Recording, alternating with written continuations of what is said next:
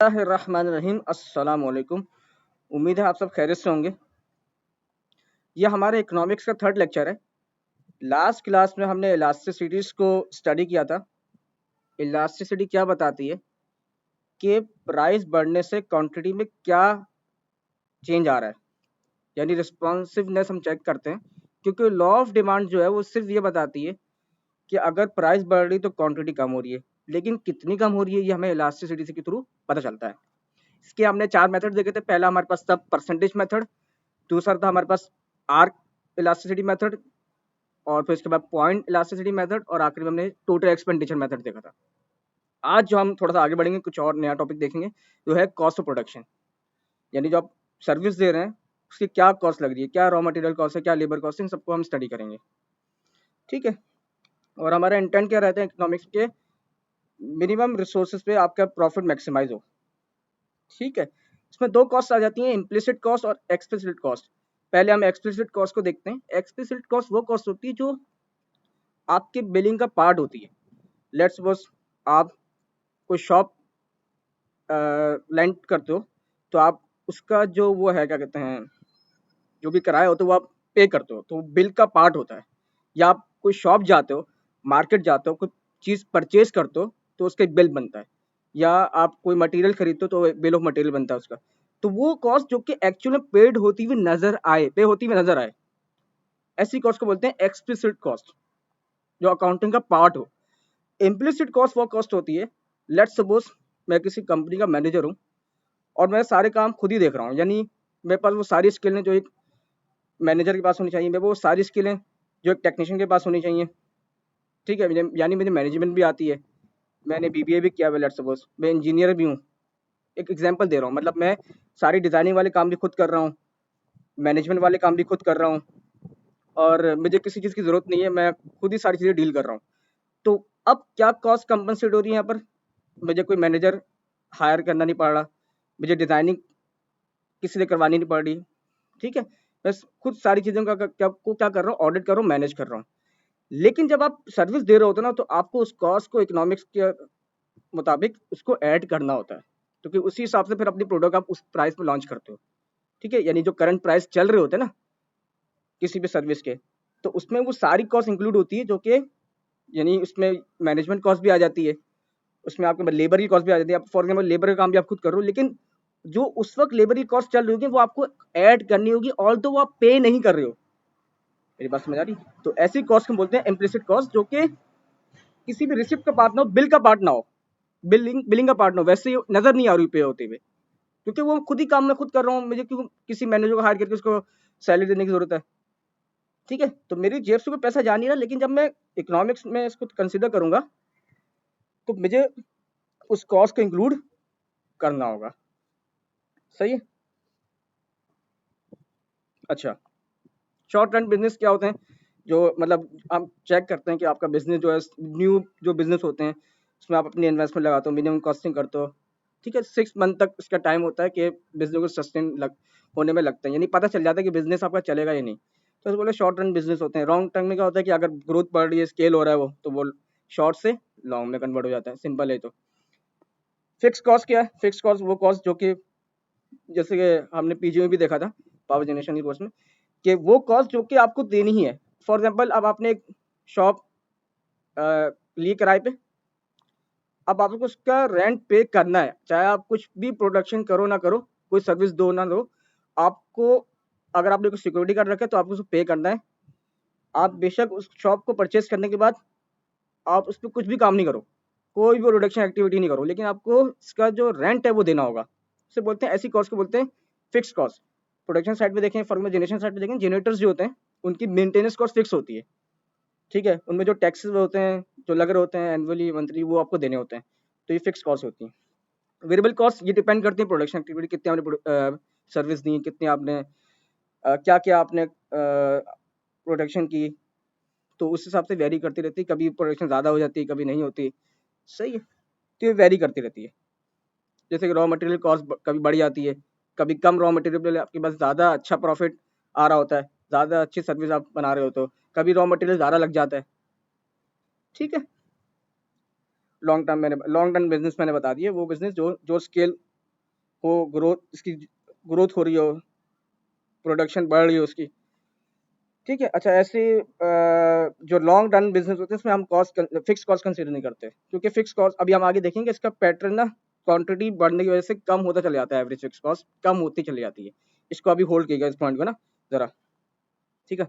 Marginal cost क्या cost होती है, आपने एक यूनिट बनाया, दूसरे एडिशनल यूनिट बनाने में आपको कितनी कॉस्ट लगी, तो बेसिकली हम जो नेक्स्ट यूनिट होता है उसकी कॉस्ट को माइनस करते हैं प्रीवियस यूनिट की कॉस्ट के साथ और डिवाइड करते हैं दोनों वही क्वांटिटी डिफरेंस देते हैं, डिफरेंस ऑफ क्वांटिटी, ठीक है। ये फॉर्मूला होता है इसका, delta T C total cost कितनी लगी आपको दूसरे यूनिट, यानी पहले हम निकालेंगे एडिशनल जो यूनिट हमने बनाया है उसकी क्या टोटल कॉस्ट है minus total cost of previous unit, ठीक है, divide by change in quantity.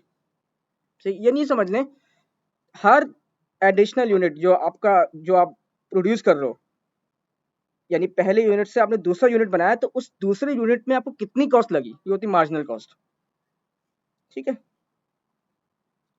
इसका फॉर्मूला लिखा हुआ था TC2 मैंने बता दिया, मैंने TC total cost TC2 minus TC1 divide by Q2 minus Q1, सही। आगे बढ़ते हैं। प्रोडक्शन कॉस्ट तो वही है कि आपके कितने एक्सपेंडिचर लगे किसी भी सर्विस को बनाने के लिए, किसी भी उसमें रॉ मटेरियल भी आ सकते हैं, उसमें लेबर कॉस्ट सब चीज़ें, यानी कमोडिटीज या जो आपके पास प्रोडक्ट है उसको कितने, यानी आपके एक्सपेंडिचर लगे, कितना आपका खर्चा हुआ उसको बनाने में, सही, ये प्रोडक्शन कॉस्ट होती है। यानी ओवरहेड आपको कितना पड़ा उस टोटल मैन्युफैक्चरिंग में, सही है। अब इसके टाइप्स में आते हैं, तो पहले टोटल कॉस्ट आ जाती है, सम ऑफ फिक्स कॉस्ट और वेरिएबल कॉस्ट, ये तो पता ही है। टोटल कॉस्ट निकालने के लिए जो फिक्स कॉस्ट होती है प्लस वेरिएबल कॉस्ट, ये फॉर्मूला होता है इसका, ये इसकी जो एब्रीविएशन है ये देख लीजिएगा जरा, TC total cost, FC fix cost, VC variable cost. Average cost क्या होती है, पर यूनिट कॉस्ट कितनी पड़ी आपको, तो आप टोटल कॉस्ट को डिवाइड कर दो क्वांटिटी के साथ, तो आपको एवरेज कॉस्ट पता चल जाती है, ठीक है। कि आपको फॉर एग्जांपल दो क्वांटिटीज आपने बनाई, दोनों की टोटल कॉस्ट आपको पता है, अब उन दो क्वांटिटीज में पर यूनिट आपको कितना कॉस्ट लगा, ये होता है आपका एवरेज कॉस्ट, ठीक है। अरे ये दोबारा क्यों आ गया, खैर आगे बढ़ते हैं, थोड़ा एक एग्जांपल कंसीडर करते हैं। ये प्रॉब्लम है, अब ये क्या है कि हमें इसमें कर्व को देखना है कि अब ये तो, अच्छा पहले तो टेबल समझ लेते हैं फिर कर्व की तरफ आएंगे। टेबल आपका ये है, ये क्वांटिटीज हैं, ये थोड़ा सा क्लियर मेरे ख्याल में नजर आ रहा होगा इंशाल्लाह। ये क्वांटिटीज हैं, ये आपके टोटल फिक्स, देखो TFC क्या है, टोटल फिक्स कॉस्ट कितनी है, टोटल फिक्स कॉस्ट देखने से लग रहा होगा कि क्या होती है, फिक्स होती है, चेंज नहीं हो रही होती। वेरिएबल कॉस्ट क्या है, वो जो वेरी कर रही है, देखें ये प्रोडक्शन एक्टिविटी पे डिपेंड करती है। पहले आपकी फिक्स कॉस्ट ये थी, आपने कुछ भी प्रोड्यूस नहीं किया, फिर आगे बढ़े, फिर आपने 60 मतलब कुछ भी आपने नहीं बनाया, कोई भी सर्विस नहीं दी, कोई भी आपके क्या कहते हैं मैन्युफैक्चरिंग आपने नहीं की, तो कुछ भी कॉस्ट नहीं लगी, तो वेरिएबल कॉस्ट क्या, जीरो है, इसके बाद बढ़ना शुरू हुई कॉस्ट, यानी आपने प्रोडक्शन स्टार्ट कर दी। तो टोटल कॉस्ट क्या होती है, टोटल कॉस्ट आपके पास क्या होती है, सम ऑफ फिक्स कॉस्ट और वेरिएबल कॉस्ट, ये होती है टोटल कॉस्ट। अच्छा, अगर आप इसका पैटर्न देखें ना, तो मैं यहीं से बता सकता हूँ कि टोटल कॉस्ट और टोटल वेरिएबल कॉस्ट में आपस में समझ लें प्रोपोर्शन है एक दूसरे के, मतलब अगर टोटल वेरिएबल कॉस्ट बढ़ेगी तो टोटल कॉस्ट ही बढ़ रही होगी, क्यों, क्योंकि फिक्स कॉस्ट तो सेम है। तो जो कर्व का पैटर्न टोटल वेरिएबल कॉस्ट का होगा वही टोटल कॉस्ट का भी होगा, ठीक है। यानी अगर ये बढ़ रही है तो ये भी बढ़ रही होगी, ये कम हो रही है, ये भी कम हो रही होगी, खैर नजर भी आ रहा है मेरे ख्याल में। कर्व देख लेते हैं, कर्व बना लेते हैं जरा, क्वांटिटी एक्स एक्सिस पे आएगी, वाई एक्सिस पे, क्योंकि क्वांटिटी आपकी इंडिपेंडेंट है और डिपेंड क्या क्या चीजें कर रही हैं, कॉस्ट कर रही हैं, तो ये आपके पास कर्व आ रहा होगा। अब मैंने आपको एक बात पहले बताई थी, अभी थोड़ी देर पहले, अभी मिली सेकंड पहले एक बात मैंने बताई आपको कि दो जो टोटल कॉस्ट और टोटल वेरिएबल कॉस्ट का जो कर्व का पैटर्न होगा वो ऑलमोस्ट सेम होगा, ऑल दो शिफ्ट चेंज हो सकता है, शिफ्ट की बात मैं नहीं कर रहा, लेकिन जो कर्व का जो पैटर्न होगा वो सेम होगा। देखिए फिक्स कॉस्ट का पैटर्न ये रहा, ये चेंज नहीं हो रही। अब इसका समझते हैं पैटर्न टोटल कॉस्ट का। अगर मैं टोटल कॉस्ट के पैटर्न की बात कर रहा हूँ तो मैं इसका मतलब कि इसके साथ साथ टोटल वेरिएबल कॉस्ट के पैटर्न की भी बात कर रहा हूँ। अगर मैं टोटल कॉस्ट का पैटर्न समझा रहा हूँ तो इसका मतलब सेम पैटर्न उसके लिए भी फॉलो हो रहा होगा। तो टोटल कॉस्ट को अगर आप समझें तो पहले इसमें दो चीजें आती हैं टोटल कॉस्ट में, इंक्रीज एंड डिक्रीजिंग रेट। शुरू में क्या होता है, जब आप वेरिएबल इनपुट्स डालते हो, लेबर लगाते हो, मटेरियल रॉ मटेरियल परचेज करते हो, शुरू में क्या होता है, according to the cost of production law, कि आपके पास ना आपकी प्रोडक्शन एक्टिविटी एफिशिएंटली काम करती है, यानी आप आपके कॉस्ट तो बढ़ रही, लेकिन जो आपके पास जो वो है ना प्रोडक्शन, वो काफी बेहतर होती है शुरू में। सही है, यानी इंक्रीज करती है एट डिक्रीजिंग रेट। सही है, लेकिन एक टाइम ऐसा आता है, एक टाइम ऐसा आता है कि वो इंक्रीज करने लग जाती है एट इंक्रीजिंग रेट। ठीक है, लेट्स सपोज, नहीं समझ आया होगा, एक फोटोकॉपी मशीन है, उसमें दो चेयर्स हैं, दो लेबर काम कर सकते हैं।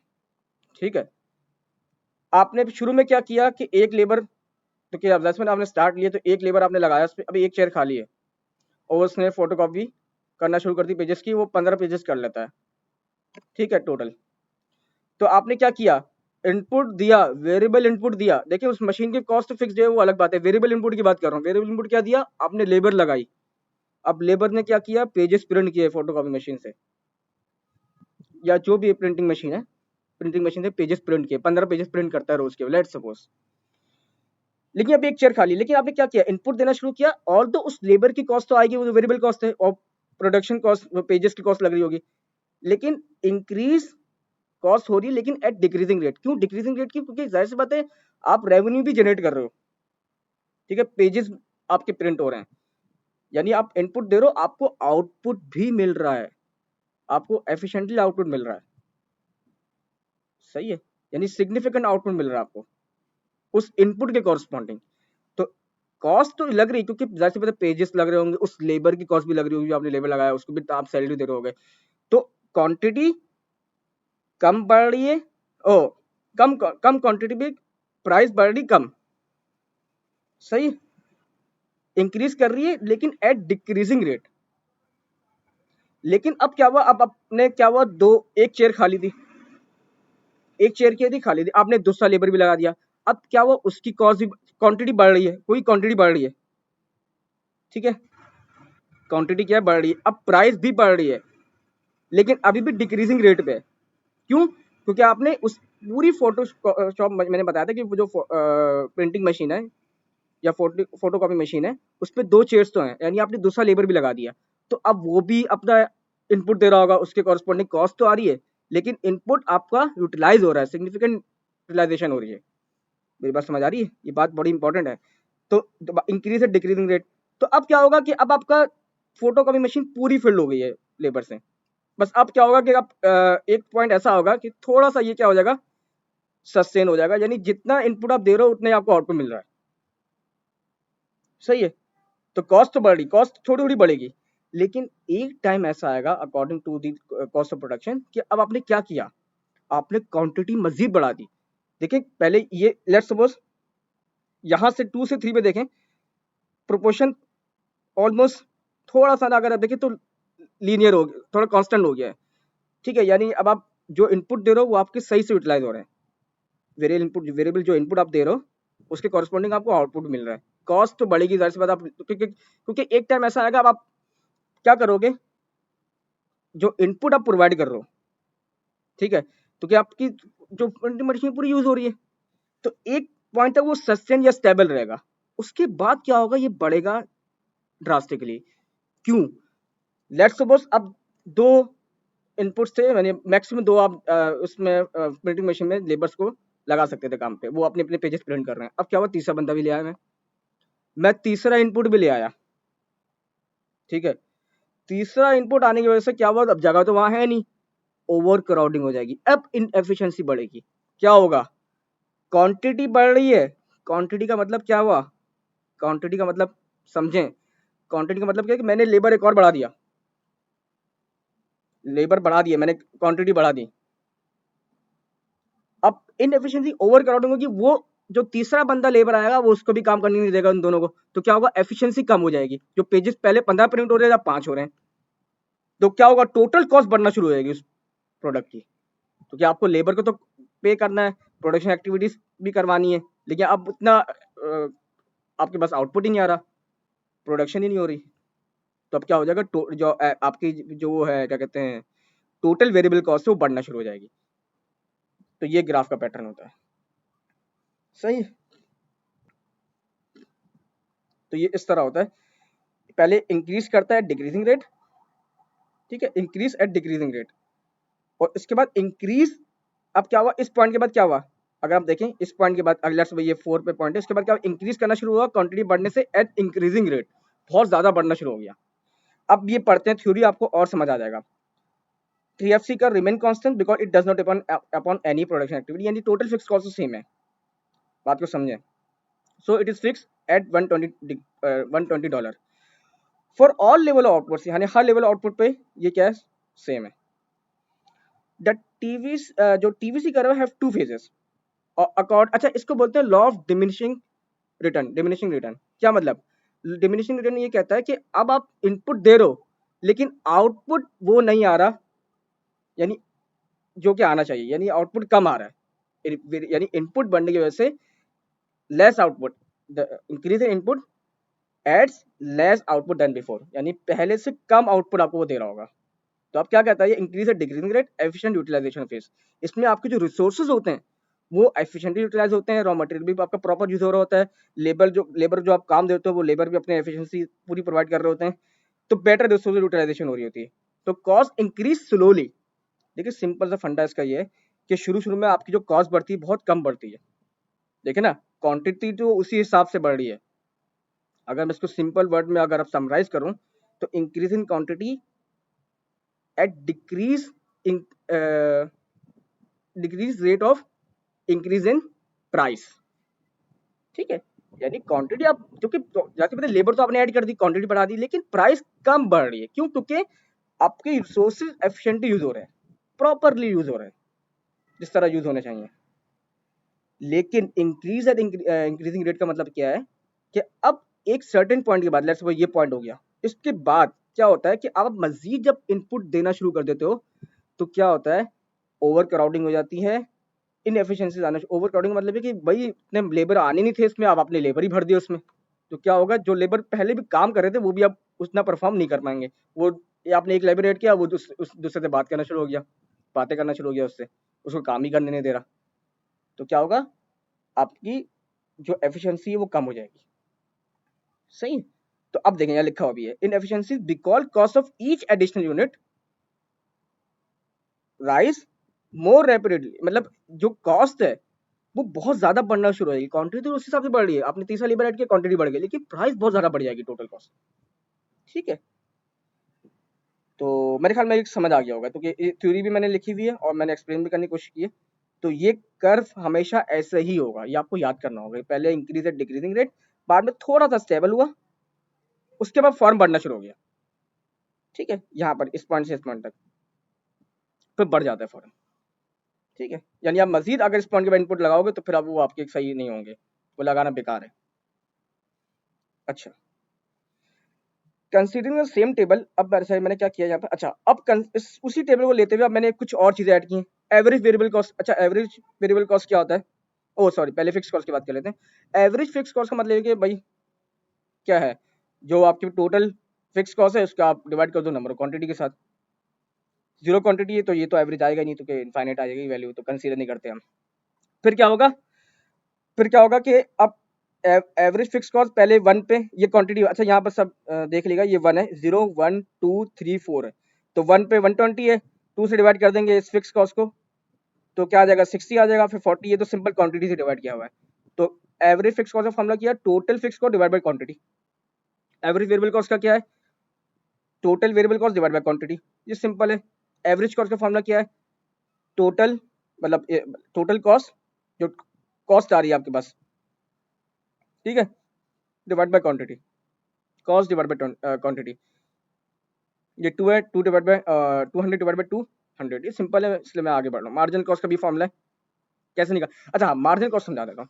मैंने जैसे बताया था कि जो नेक्स्ट यूनिट आपने प्रोड्यूस किया तो उसमें क्या कॉस्ट लगी, यानी हर एडिशनल यूनिट में आपको कितनी कॉस्ट लग रही है, ये होते हैं मार्जिनल कॉस्ट।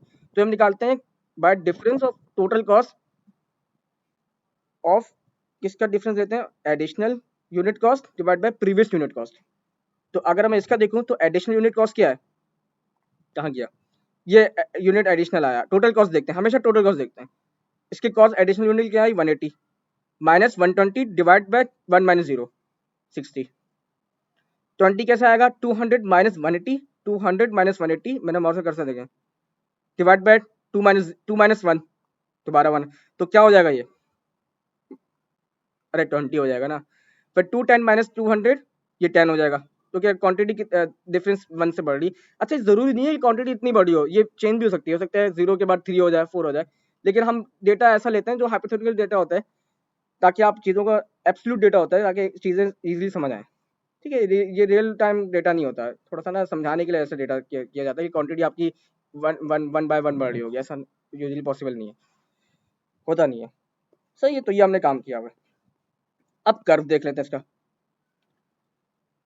सही है। अच्छा ये कर्व आप देख लीजिएगा, ये सिंपल मैंने बनाया हुआ है। अगर इससे मुश्किल चीज समझाता हूँ, ये इंशाल्लाह आपको समझ आ जाएगा। फिर इससे मुश्किल चीज नीचे है, ये मैंने निकाली है। ठीक है, अगर ये आपको समझ आ गया तो फिर प्रॉब्लम नहीं होगी। आए समझते हैं पहले पैनल ए को। पैनल ए में अगर आप देखें, ये ग्राफ है आपका टोटल फिक्स कॉस्ट का। पता है हर लेवल पे total fix, her level of output में टोटल फिक्स कॉस्ट क्या होती है, सेम। तो टोटल फिक्स कॉस्ट क्या है, सेम, चेंज नहीं हो रही।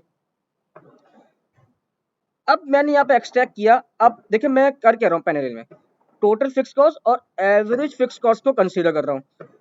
अब क्या हुआ, टोटल फिक्स कॉस्ट क्या हुआ, चेंज नहीं हो रही, लेकिन इसका एवरेज निकालूंगा तो एवरेज में हम क्या करते हैं, फिक्स कॉस्ट को डिवाइड करते हैं क्वांटिटी के साथ, ऐसे ही करते हैं।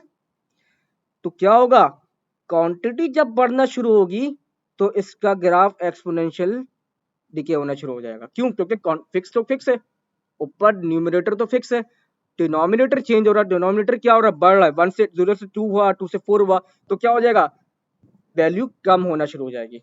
अब इसकी लॉजिकल रीजन भी समझते हैं साथ साथ।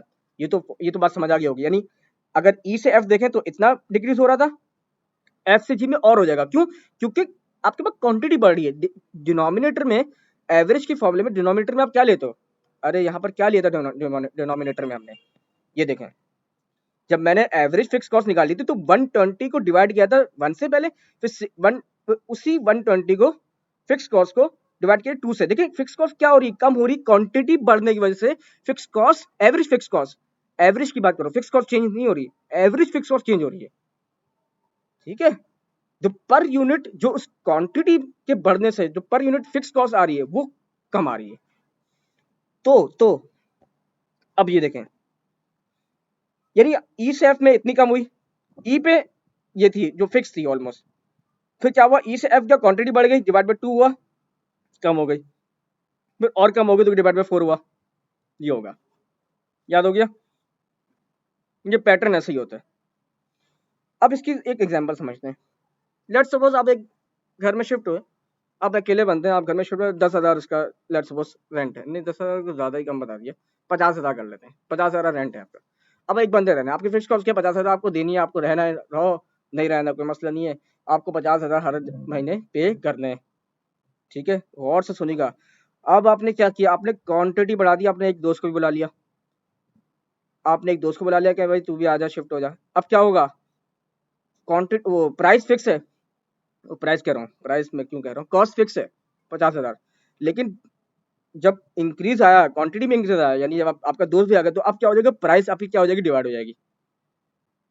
ठीक है, यानी आप पहले 50,000 दे रहे थे, अब आपको 25,000 देने पड़ेंगे, लेकिन एवरेज, यानी एवरेज में चेंज आ जाएगा, क्योंकि एक यूनिट ऐड हो गया, आपका दोस्त भी आ गया, तो आपका वो पार्टनर बन गया, यानी अब आप शेयर करोगे, वैसे रेंट शेयर करोगे। ऐसा नहीं हो वो भी आगे रहना शुरू हो गया, वो आप भी पे करो, ऐसा तो नहीं होता ना वैसे, अकॉर्डिंग टू इकोनॉमिक्स में अगर वो आएगा तो वो भी पे करेगा रेंट। ठीक है, तो ये इसका सिनेरियो होता है। फिर अगर तीसरा बंदा भी आ गया, फिर वो 50,000 डिवाइड बाय 3 हो जाएंगे, तो फिक्स कॉस्ट चेंज नहीं हो रही, लेकिन एवरेज फिक्स कॉस्ट क्या हो जाएगी, चेंज हो जाएगी। आगे बढ़ते हैं, अब ये ग्राफ समझते हैं। ये ग्राफ क्या कह रहा है मेरे भाई, ये ग्राफ ये कह रहा है, इसको समझें। ये पहले तो बताएं कौन सा ग्राफ है, टोटल कॉस्ट का ग्राफ भी हो सकता है। ये सेम पैटर्न आपका, देखिए मैंने बताया था दो स्टेजेस होते हैं, increasing rate, increase at decreasing rate, then slightly stable हो जाता है थोड़ा सा, फिर बढ़ता है इंक्रीज एट इंक्रीजिंग रेट, पहले इंक्रीज एट डिक्रीजिंग रेट, तो थोड़ा सा स्टेबलाइज हुआ, फिर डिक्रीज एट डिक्रीजिंग रेट। बात समझ आ रही। अब देखें क्यों, ये मैं इसकी रीज़न बता चुका हूँ, दोबारा बता देता हूँ कि आपने लेट्स सपोज़ वही मशीन आपने कोई ली, इसमें 2 लेबर काम कर सकते हैं, आपने पहला इनपुट दिया, तो अब क्या हो रहा है कि वेरिएबल इनपुट आप दे रहे हो, तो आउटपुट जो है वो आपका जो उसी हिसाब से बढ़ रहा है, तो कॉस्ट आपको कम लग रही है, यानी इनपुट के बढ़ने से कॉस्ट आपकी बढ़ तो रही है कि कम बढ़ रही है। सिंपल अगर मैं आपको आसान लफ्ज़ में समझाऊँ इसको, मेरे ख्याल में इसमें कन्फ्यूजन होती है कि ऐसा क्यों आ रहा है। जब वेरिएबल इनपुट की बात आती है, डिपेंड करता है क्या प्रोडक्शन एक्टिविटी आपने की। तो आपने पहले क्या करा, क्योंकि आपको पता है कि 2 लेट्स सपोज़ एक पैनल है, उस पे 4 लोग काम कर सकते हैं। आपने पहला इनपुट दिया, तो ज़ाहिर-सी बात है कुछ ना कुछ तो प्रोडक्शन एक्टिविटी करेंगे ना। अगर कोई भी पैनल पे काम नहीं कर रहा, इसका मतलब कुछ भी प्रोड्यूस नहीं हो रहा। पहला इनपुट आप लगाओगे, कुछ ना कुछ काम करेगा, कुछ ना कुछ कंट्रोलिंग पैनल है, कंट्रोल करेगा, वो कोई भी सॉफ्टवेयर बेस्ड काम करना होगा, काम करेगा, तो प्रोडक्शन एक्टिविटी बढ़ेगी। तो क्या होगा कि इनपुट तो बढ़ रहा है लेकिन आउटपुट भी आ रहा है, कॉस्ट कम बढ़ रही है। ठीक है, आउटपुट उसी हिसाब से जनरेट भी कर रहा है ना वो। फिर क्या हुआ, फिर आपने इनपुट बढ़ा दिया, दूसरी चेयर भी अब उसमें आ गई है, तो आप इनपुट बढ़ा रहे हो लेकिन प्राइस दोबारा कम बढ़ रही है। क्यों? क्योंकि आप आउटपुट भी सिग्निफिकेंट आपका बढ़ रहा है, सिग्निफिकेंटली बढ़ रहा है। ठीक है, फिर आपने तीसरा भी बढ़ाया, फिर इनपुट बढ़े, यानी क्वांटिटी बढ़ी, वेरिएबल इनपुट बढ़ गया, लेकिन आपकी कॉस्ट दोबारा कम बढ़ रही, क्योंकि आपने और आपके पास जैसे पता है एफिशिएंसी बढ़ जाएगी काम की, और ज़्यादा अच्छा आपका काम होगा क्योंकि आपने और कॉस्ट कम लगेगी थोड़ी। ठीक है, तो जैसे पता आप ऐड करोगे कॉस्ट बढ़ेगी, जैसे पता जो आपने तीसरा बंदा हायर किया है उसको आपको पे तो करना होगा, लेकिन साथ साथ वो प्रोडक्शन भी तो करेगा, वो आउटपुट भी तो जनरेट करेगा, तो कॉस्ट कम लगेगी। चौथा बंदा आया, आपने मैक्सिमाइज कर दिया अपना इनपुट, वेरिएबल इनपुट बढ़ा दिया, अब 4 बंदे पूरे काम कर रहे हैं उस पैनल पे, तो अपना मैक्सिमम आउटपुट दे रहे हैं, इनपुट देने वो, तो उसके कॉरस्पॉन्डिंग आउटपुट भी मैक्सिमम आएगा। कॉस्ट बढ़ रही है क्योंकि आपने चौथा बंदा ऐड किया है, उसको भी आपको पे करना होगा, उसकी लेबर कॉस्ट लगेगी। लेकिन जब आप पांचवा बंदा ऐड कर दोगे, चूंकि भाई उसकी जरूरत नहीं थी लेकिन आपने ओवर क्राउडिंग कर दी, तो अब क्या होगा, अच्छा यहाँ से यहाँ तक स्टेबल हो गया। यहाँ से मतलब स्टेबल का मतलब क्या है, आपने मैक्सिमाइज कर दिया, यानी 4 लोगों की जगह थी, पैनल में 4 लोग काम कर सकते थे, आपने 4 लोगों का पूरा उसको मतलब फिल कर दिया आपने लेबर से, जो कि आपने उसकी पैनल की जो यूटिलाइजेशन थी वो मैक्सिमाइज कर दी, तो स्टेबल हो गया। अब क्या हुआ, आपने चौथा बंदा पांचवा बंदा दोबारा ले आया, जरूरत ही नहीं थी, क्या क्वांटिटी तो बढ़ रही, पांच बंदा आ गया, पे अब पे आपको उसको करना होगा, लेकिन क्या होगा, एफिशिएंसी कम हो जाएगी आउटपुट की, तो कॉस्ट बहुत ज्यादा बढ़ना शुरू हो जाएगी, उतनी प्रोडक्शन नहीं होगी, तो कॉस्ट बढ़ना शुरू हो जाएगी, ये होता है। सही है, तो एवरेज में क्या फर्क आएगा, एवरेज अगर हम देखें तो पहले वो होगा डिक्रीज। ठीक है, क्योंकि क्या हो रहा है, इसको थोड़ा सा समझें, इनपुट बढ़ रहा है लेकिन कॉस्ट इतनी नहीं बढ़ रही, क्योंकि एवरेज वेरिएबल कॉस्ट का क्या फॉर्मूला है, variable cost divide by quantity. Quantity बढ़ रही है लेकिन वेरिएबल कॉस्ट इतनी नहीं बढ़ रही, जैसे बताया था ना मैंने पहले, इतनी नहीं बढ़ेगी, डिक्रीजिंग रेट पे बढ़ेगी, तो ये स्लोप भी ऐसी होगा, डिक्रीज कर रहा होगा। फिर क्या होगा, थोड़ा सा स्टेबल हो जाएगा दोबारा, मतलब और डिक्रीज करेगा, जैसे पहले कॉस्ट बढ़ रही है लेकिन आपका आउटपुट मैक्सिमाइज हो रहा है, सही रिसोर्सेज आपके यूटिलाइज हो रहे हैं, कम होगा और कम होगा। लेकिन इस पॉइंट के बाद, जे पॉइंट के बाद क्या होगा, एवरेज कॉस्ट बढ़ना शुरू हो जाएगी, क्योंकि क्वांटिटी बढ़ रही है, डिनोमिनेटर तो बढ़ रहा है, न्यूमरेटर बहुत ज्यादा बढ़ रहा है। कुछ तरह समझे, डिनोमिनेटर तो बढ़ रहा है लेकिन न्यूमरेटर बहुत ज्यादा बढ़ रहा है, मेरी बात समझ आ रही, तो ये बढ़ना शुरू हो जाएगा। तो ये ऑलमोस्ट ये भी इस जैसा ही ग्राफ होगा, लेकिन थोड़ा यू शेप में होता है। सही है, तो ये आपका यू शेप, मतलब इसी तरह का ही ग्राफ है ये, देखा जाए तो ऑलमोस्ट, लेकिन इसका रिस्पॉन्स ज्यादा है क्योंकि ये कॉस्ट फिक्स है, इसमें थोड़ी पैटर्न्स आ रहे होते हैं तभी इसका रिस्पॉन्स यू शेप टाइप है, लेकिन कॉन्सेप्ट वही है जैसे आपका फिक्स कॉस्ट में था कि इनपुट बढ़ रहे हैं तो आपके पास क्या हो रहा है, क्योंकि उसमें फिक्स कॉस्ट थी, इसमें कॉस्ट चूंकि वेरी कर रही है, थोड़ा कर्व आ रहा है। ठीक है, उसमें बिल्कुल स्ट्रेट लाइन थी, में स्लोप आ रहा है, तो अब क्या हो रहा है कि यहाँ पर आपका इस तरह पैटर्न बन रहा है, लेकिन इसमें कॉन्सेप्ट वही है जो फिक्स कॉस्ट में अप्लाई हो रहा था कि अगर इनपुट बढ़ रहे हैं कॉस्ट सेम है, तो इनपुट बढ़ने की वजह से आपके पास क्या हो जाएगा, ये एवरेज फिक्स कॉस्ट कम होना शुरू हो जाएगी। इसमें भी यही है कि एवरेज वेरिएबल कॉस्ट पहले कम होगी, क्यों कम, अच्छा नहीं सॉरी सॉरी सॉरी सॉरी इसमें थोड़ा सा चेंज है, इसमें ना कम ही हो रही है, इसमें बढ़ भी रही है एक पॉइंट के बाद, कॉन्सेप्ट थोड़ा डिफरेंट है, I am sorry, concept different है, आई रिपीट कॉन्सेप्ट डिफरेंट है, सॉरी मैं मुझे ऐसा नहीं बोलना चाहिए, इसमें तो आगे बढ़ेगा थोड़ी, तो कम ही होगा क्वांटिटी बढ़ने, लेकिन इसमें ऐसा नहीं है, इसमें रिस्पॉन्स चेंज हो रहा है बाद में। पहले क्या हो रहा है कि चूंकि डिनोमिनेटर बढ़ रहा है लेकिन न्यूमरेटर इतना नहीं बढ़ रहा, तो कम हो रही है, कम होते होते फिर एक पॉइंट ऐसा होगा कि डिनोमिनेटर बढ़ तो रहा है, न्यूमरेटर में बहुत ज्यादा रिस्पॉन्स आ रहा है, यानी इनपुट आप दे रहे हो, कॉस्ट बहुत ज्यादा बढ़ रही है क्योंकि आपके रिसोर्सेज यूज नहीं हो रहे हैं। ठीक है, तो ये इस तरह होगा। हाँ, ये यू शेप ही होगा, ये यू शेप नहीं है, ये तो आपका नीचे ही जाएगा। मैं आगे अगर कंटिन्यू भी करता हूँ तो ये और नीचे होता चला जाएगा फिक्स कॉस्ट वाला। ठीक है, तो ये मुझसे बताने में गलती होगी, आई एम सॉरी। अच्छा हुआ गलती होगी, क्लियर होनी भी चाहिए ना। तो कि आप ये अच्छा हुआ ऑब्जेक्शन, अगर मैं कंटिन्यू कर देता आगे बताता नहीं तो आप ऑब्जेक्शन कर सकते थे कमेंट में कि आप ऐसा क्यों कह रहे हो, ये तो हमेशा कम होगा, ये तो आगे बढ़ेगा ना। बिल्कुल एग्जैक्टली ऐसा ही है, ये इन दोनों की कॉन्सेप्ट अलग है। ये यू शेप होगा, ये पहले कम होगा एट इंक्रीज इन क्वांटिटी, और फिर एट इंक्रीजिंग क्वांटिटी ये इंक्रीजिंग रेट पे जाएगा।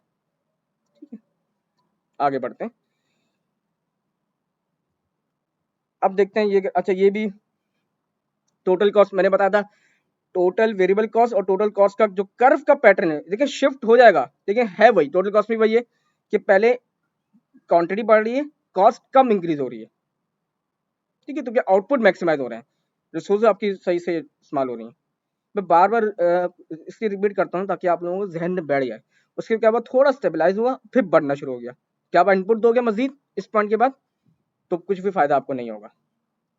सही है, और एवरेज कॉस्ट का भी वही होगा कि एवरेज कॉस्ट में पहले वही ऑलमोस्ट देखा जाए तो यू शेप में ही आ रहा है। एवरेज कॉस्ट में भी ये है कि अब पहले कम होगा क्योंकि न्यूमरेटर बढ़ रहा है, डिनोमिनेटर में इतना चेंज नहीं आ रहा। अच्छा, इसका ये ऐसा क्यों है, क्योंकि इसमें फिक्स कॉस्ट भी ऐड होती है। असल में इसमें फिक्स कॉस्ट भी ऐड होती है, तो फिक्स कॉस्ट क्योंकि वो चेंज नहीं हो रही, क्योंकि टोटल कॉस्ट में क्या होता है, fix cost plus variable cost. तो ये वेरिएबल, ये जो शिफ्ट आ रहा है ना, ये फिक्स कॉस्ट की वजह से आता है, तो इसमें फिक्स कॉस्ट भी ऐड हो रही थी, तभी इसका स्लोप ज्यादा नीचे तक जाएगा फिर बढ़ना शुरू होगा। तो किस से पता एक फिक्स कॉस्ट है वो ऐड हुई हुई इसमें। तो अब इसका मतलब ये है कि काफी टाइम तक ऐसा होगा कि जो आपका जो पैटर्न है वो इंक्रीज होगा एट डिक्रीजिंग रेट।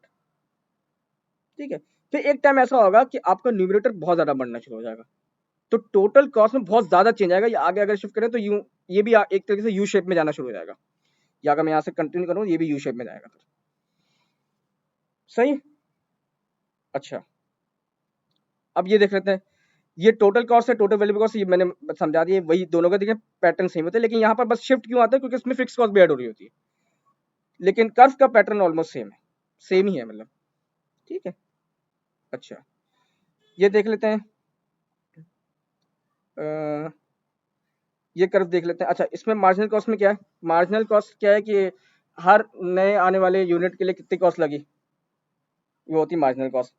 तो आप खुद देंगे, आप पहले इंक्रीज एट डिक्रीजिंग रेट पे मार्जिनल कॉस्ट आपकी कम हो रही है। सर से बताए, कॉस्ट कम लग रही है तो कि आपकी रिसोर्सेज यूटिलाइज हो रहे हैं, प्रोडक्शन एक्टिविटी आपकी प्रॉपर हो रही है, प्रॉपर हैंडल हो रहे हैं, आपके पास जो इक्विपमेंट्स हैं, तो मार्जिनल कॉस्ट भी कम लग रही होगी, यानी हर आने वाला इनपुट जो होगा उसकी जो कॉस्ट होगी एज कम्पेयर टू प्रीवियस वो कम होगी, डिक्रीज हो रही होगी, क्योंकि आपका प्रॉफिट भी तो बढ़ रहा है।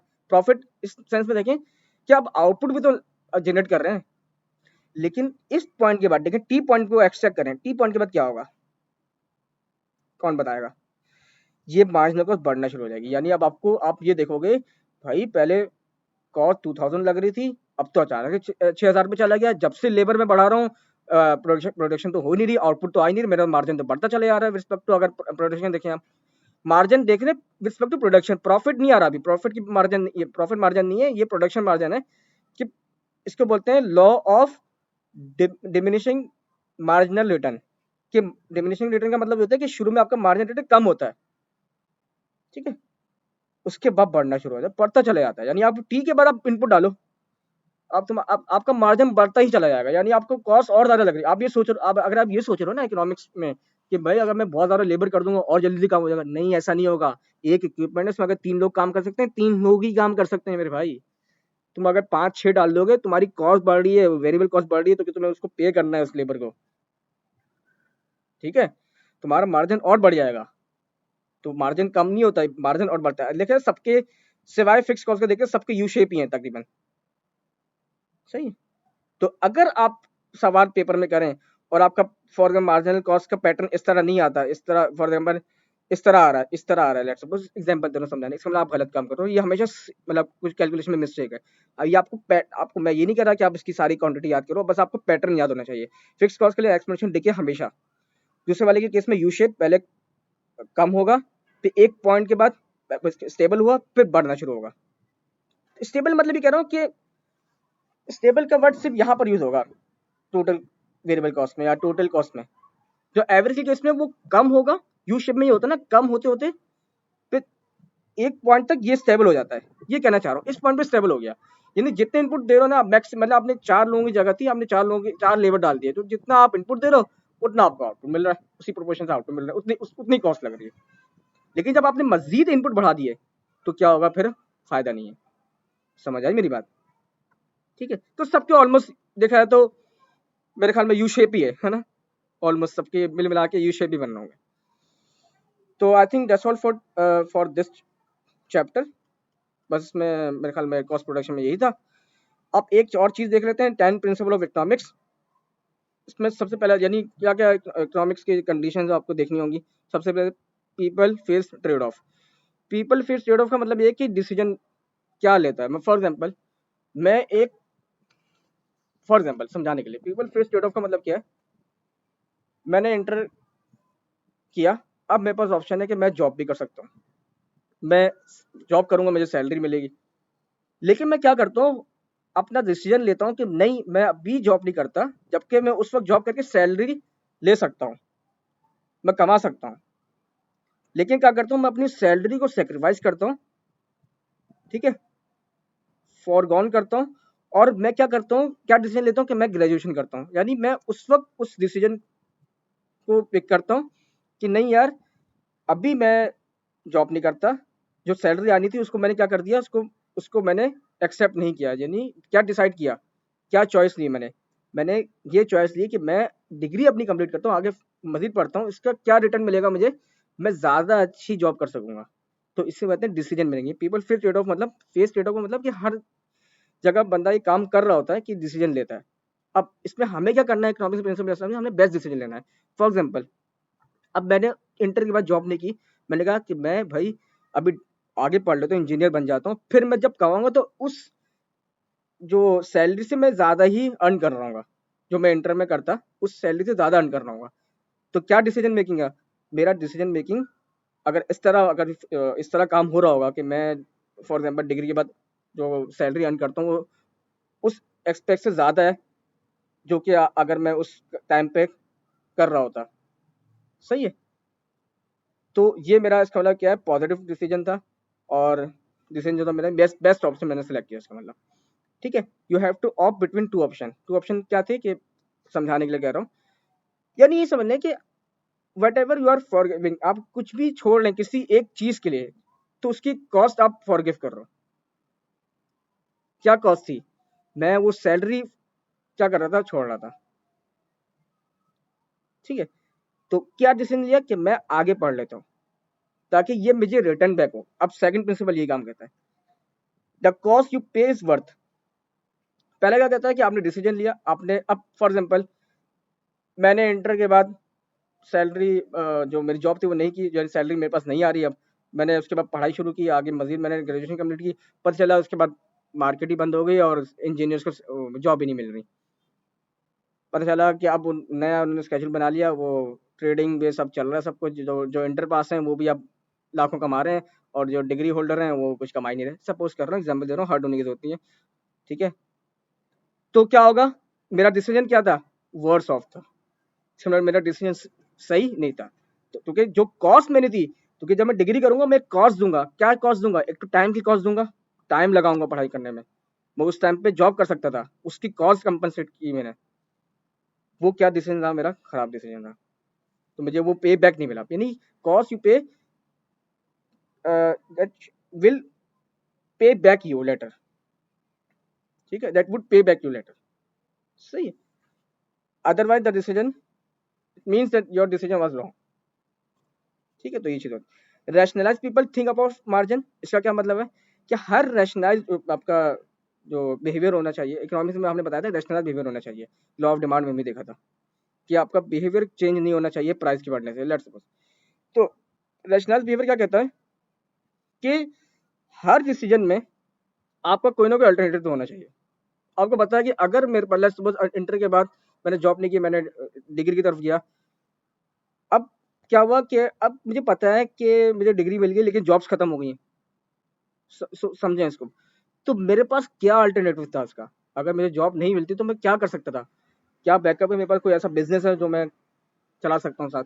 तो इस तरह का आपको मार्जिन रखना होगा कि क्या जो मैं काम कर रहा हूँ उसका कोई अल्टरनेटिव है भी या नहीं, to avoid the words of, ताकि मैं मेरा जो डिसीजन है वो मुझे पे बैक करे, वो खराब ना हो। ठीक है, यानी जो मैं कॉस्ट दे रहा हूँ वो वर्थ इट कॉस्ट हो, बाद में मुझे पे बैक करे। तो इसके लिए आपको क्या एक और प्रिंसिपल अप्लाई करना होगा, मार्जिन का। उसके बाद होता है इंसेंटिव। जो आप काम कर रहे हो उसका पर्पस क्या है? अब मैं इंजीनियरिंग ही कुछ सेलेक्ट कर रहा हूँ तो क्या इसकी मार्केट वैल्यू है? ठीक है, मैं चाहता तो बीकॉम कर लेता, बीकॉम भी 4 साल का हो गया, लेकिन उसकी मार्केट वैल्यू इतनी नहीं है as compare to engineer. Sorry, एक जनरल बात कर रहा हूँ, जनरल बीकॉम की क्या पता ज्यादा हो, जनरल बात कर रहा हूँ। सही। तो अवॉइड सोसाइटी इंपल्जन। ठीक है। उसके बाद trade makes everyone better of. क्या क्या हो गया? पहले पीपल फेस ट्रेड ऑफ। इसमें क्या आप डिसीजन मेकिंग करते हो, लिमिटेशन होती है, कुछ रिस्ट्रिक्शन अप्लाई करते हो, कोई आप एक वैल्यू, कोई एक कॉस्ट, कोई एक चीज आप फॉरगॉन करते हो दैट पे यू बैक लेटर।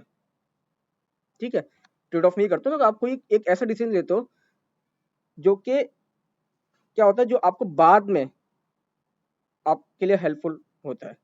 सही है। तो लेकिन किसी एक चीज को आपको सेक्रीफाइस करना होता है। ठीक है, यानी लेट्स सपोज मैंने क्या काम किया था, मैंने उस सैलरी को सेक्रीफाइस किया जो मैं उसमें कर सकता था, उस वक्त मैं अर्न कर सकता था। ठीक है, किस लिए? ताकि मैं अच्छी डिग्री लूंगा तो अच्छी जॉब मिलेगी। और दूसरा क्या था कि वो वही चीज आपको अगर पे बैक करती तो आपका डिसीजन क्या है, सही है, परफेक्ट है। नहीं तो फिर आपका डिसीजन क्या है, व्हाट्स ऑफ है। चौथा क्या है, rationalise people think of margin. कि आपने अगर फ्लेक्सिबल, आपको पता था कि मार्केट वैल्यू इंजीनियर की खत्म हो जाएगी, तो फिर आपने इसका क्या अल्टरनेटिव सोचा बता, तो आपके पास अल्टरनेटिव भी होना चाहिए। वो अल्टरनेटिव डिपेंड कर सकता है, अगर आप किसी कंपनी के लिए काम करो लेट्स सपोज, तो कंपनी के लिए आपने कोई प्रोजेक्ट किया तो उसका आपने क्या अल्टरनेटिव रखा, या अपने लिए कोई काम करो, फॉर एग्जांपल दी मैंने, आप डिग्री ले रहे हो आप, तो आपने क्या अल्टरनेटिव रखा है? अगर जॉब मार्केट खत्म हो जाती तो आप कहाँ से अर्निंग करोगे? ये अल्टरनेटिव हो गया। सोसाइटी अल्टरनेटिव हो गया, आप सोसाइटी के लिए काम करो, उसका क्या अल्टरनेटिव आपने रखा? ये सब चीज़ें आ जाती हैं। Trade makes everyone better. That's why आप ट्रेड में क्या करते हो, बाय सेल करते हो समथिंग। ट्रेड क्या हेल्प करता है कि जाहिर सी बात है, जो काम आपको आता है, जो काम आपको नहीं आता, वो आप क्या करते हो, किसी दूसरे से करवा लेते हो। तो इससे ट्रेड से क्या होता है, आपको फायदा ही मिल रहा होता है। ठीक है, यानी कोई कंपनी किसी एक चीज़ की मैन्युफैक्चरिंग में एक्सपर्ट है तो आप उसी के पास जाओगे, और वो कंपनी अगर आपके पास आएगी तो मतलब आप किसी, अगर आप किसी चीज़ में बेहतर हो, कोई अच्छी प्रोडक्ट बना रहे हो, तो वो कंपनी आपके पास आएगी परचेजिंग के लिए। ठीक है, सही। फॉर एग्जाम्पल आप में कोई स्किल है तो आप वो स्किल सर्विस प्रोवाइड करोगे। आपको कोई सर्विस रिक्वायर करनी है तो आप किसी ऐसे एक्सपर्ट को ढूंढोगे जो कि वो सर्विस को जान, वो उसकी स्किल को समझता हो, वो काम उसको आता हो। तो ये होता है trade makes everyone better of. अब अच्छा, कुछ इनपुट्स आ जाते हैं कि लेट्स सपोज अगर कंट्री वाइज देखें तो आपके पास लैंड क्या है, लेबर क्या है, ये सब चीज़ें इसमें डिपेंड कर रही होती हैं। असल चीज़ होती है कैपिटल। लेट्स सपोज किसी कंट्री के पास सफिशिएंट रिसोर्सेज नहीं है, सफिशिएंट लेबर्स भी नहीं है, एंटरप्रेन्योर भी नहीं है, लेकिन उनकी मैनेजमेंट बहुत अच्छी है ना, तो इनके सब इनपुट्स में सबसे ज़्यादा जो डोमिनेंट होगा वो कैपिटल ही होगा। ठीक है, यानी अगर आपके पास सब कुछ है लेकिन आपकी मैनेजमेंट नहीं है, तब भी इन तीनों चीज़ों को होने का फ़ायदा नहीं है। क्योंकि मैनेजमेंट ही होती है कि मैनेजमेंट आपको करनी आनी चाहिए, रिसोर्सेज को हैंडल करना आना चाहिए। ठीक है, हमने शुरू में देखे ना role of decision making, study approach, इस सब चीज़ों को हमने स्टडी किया था। एथिकल मॉरल बिहेवियर्स क्या होने चाहिए इकोनॉमिक्स में। ठीक है, जो आप काम कर रहे हो क्या वो एथिकली करेक्ट है नहीं, उससे और लोग तो इन्फेक्ट नहीं हो रहे, सब चीज़ें आ जाती है मैनेजमेंट में। अच्छा, मार्केट गुड्स। आपको ट्रेड कर रहे हो, आपको मार्केट ही नहीं है। फॉर एग्जांपल आपने इंटरनेशनल या आप डोमेस्टिक कोई चीज़ ट्रेड कर रहे हो, बाय एंड सेल कर रहे हो लेट्स सपोज, लेकिन आपका कोई प्रॉपर स्ट्रक्चर मार्केट नहीं है, तब भी फायदा नहीं है। तो मार्केट का होना बहुत ज़रूरी है। अच्छा, ये कुछ चीज़ें लिखवाई थी। ब्लैक मनी क्या मनी होती है जो कि आपकी डॉक्यूमेंटेड नहीं होती, इसका कोई रिकॉर्ड नहीं होता, जो आ रही है बस क्या रिकॉर्ड है, क्या हिसाब है इनकम, वो प्रॉपर इकोनॉमिक्स में आपने इंक्लूड ही नहीं कराई हुई। साहब आपकी सैलरी, आपको पता है कि 2 लाख मेरी सैलरी है, लेकिन आपने जो आपके एक्सपेंसेस है वो 5 लाख वाले हो रहे हैं, तो इसका मतलब कुछ तो आप गड़बड़ कर रहे हो ना। अच्छा, government makes market outcome better.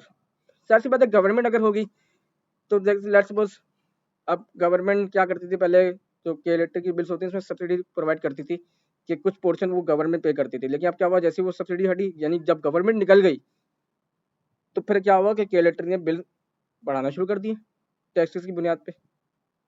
सही है, तो गवर्नमेंट का होना बहुत जरूरी है ताकि एफिशिएंसी और इक्वालिटी इक्विटी मेंटेन। इक्विटी और इक्वालिटी में होता है कि हर चीज, इक्वालिटी में हर किसी को इक्वली ट्रीट करना। लेकिन इक्विटी में क्या करते हैं कि किसी के आउटपुट, यानी किसी के क्या इनपुट दिया, फॉर एग्जाम्पल मैंने सबसे ज्यादा काम किया नजर आ रहा है, तो मैं उस बिहाफ पे ज्यादा मुझे पे किया गया, ठीक है, और किसी ने कम काम किया तो उसको इस हिसाब से पे होगा।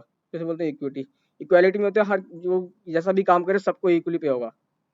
फॉर एग्जाम्पल ग्रुप मेंबर्स हैं, अब ग्रुप मेंबर्स में से एक मेंबर ने बहुत अच्छी तरह पढ़ा, सारी ग्रुप के लिए काम किए, सब उसने प्रोजेक्ट पूरा बना लिया, पूरी डॉक्यूमेंटेशन भी की, लेट्स सपोज सब चीजें उसने खुद की, लेकिन क्या हुआ एट द एंड, चारों को वही इक्वल मार्क्स मिलेंगे, तो उसको बोलते हैं equally equality.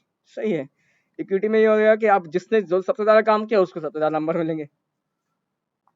Country living standard depend करता है प्रोडक्टिविटी पे, कि प्रोडक्टिविटी आपने कितनी प्रोडक्शन की, जैसे से पता है लिविंग स्टैंडर्ड वही होगा, आप मेहनत करोगे आपको ज्यादा आउटकम मिलेंगे, लिविंग स्टैंडर्ड आपका और अच्छा होगा। अब मैं डिग्री के बाद मैंने क्या किया, मैंने मास्टर्स भी किया, मैंने पीएचडी भी किया, तो मेरी लिविंग स्टैंडर्ड उस हिसाब से बढ़ेंगे। लेकिन आप अपने आपको ग्रूम ही नहीं कर रहे, रिसोर्सेज को जो है अपने आपको कॉम्पिटेंट नहीं बना रहे विद इन लिमिटेड रिसोर्सेज, तो फिर क्या होगा कि फिर आपका स्टैंडर्ड उस हिसाब से कम होगा। Printing of money plus inflation, इसका मतलब यह है कि अगर वो कि आज गवर्नमेंट पैसे छापना शुरू कर दे और सबको पैसे देना शुरू कर दे, तो हमारे क्या होगा, अगर गवर्नमेंट काम करना शुरू कर दे, नोट छापना शुरू कर दे और सबको देना शुरू कर दे, तो इससे इन्फ्लेशन कम नहीं होगी और बढ़ जाएगी, क्योंकि उस हिसाब से, क्योंकि आपकी उस हिसाब से प्रोडक्शन नहीं हो रही होगी।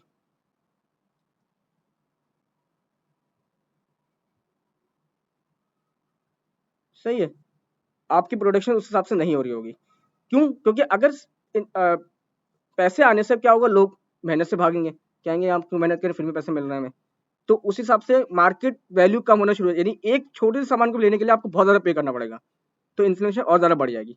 एसजीआर कम होंगे, स्पेशल ड्राइंग राइट्स जो होंगे वो आपके कम हो जाएंगे, रिजर्व जो हमने रखे हैं वो, जैसे प्रिंटिंग में पैसा लगेगा आपका, वो भी कम होंगे, इन्फ्लेशन और बढ़ेगी। ये सब मैंने थ्योरी लिखी हुई है। शॉर्ट टर्म ट्रेड में होता है कि अगर इन्फ्लेशन बढ़ेगी तो अनएम्प्लॉयमेंट कम होगी, इन्फ्लेशन बढ़ेगी तो और ज्यादा मैनेजर लोग हायर करेंगे भाई, प्रोडक्शन एक्टिविटीज बढ़ेंगी, ये प्रिंसिपल कहता है।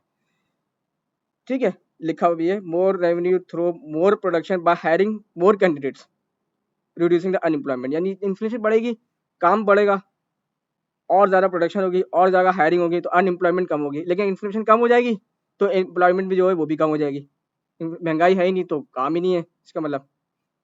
ठीक है, यानी आपके पास इन्फ्लेशन कम होगी तो डिप्लॉयमेंट रेट, और जो उसका डिप्लॉयमेंट है, यानी जो आपकी प्रोडक्शन है वो डिप्लॉय होना शुरू हो जाएगी, अनएम्प्लॉयमेंट बढ़ना शुरू हो जाएगी। लेकिन ये ना शॉर्ट टर्म ट्रेड ऑफ है। एक्चुअल में क्या होगा कि अगर इन्फ्लेशन बढ़ेगी तो रिसोर्सेज, यानी जो प्राइसेस हैं, जो कॉस्ट है वो भी बढ़ जाएगी, बिजनेस में मटेरियल लग रहे हैं, रॉ मटेरियल लग रहे हैं, लेबर का, वो भी बढ़ जाएगी।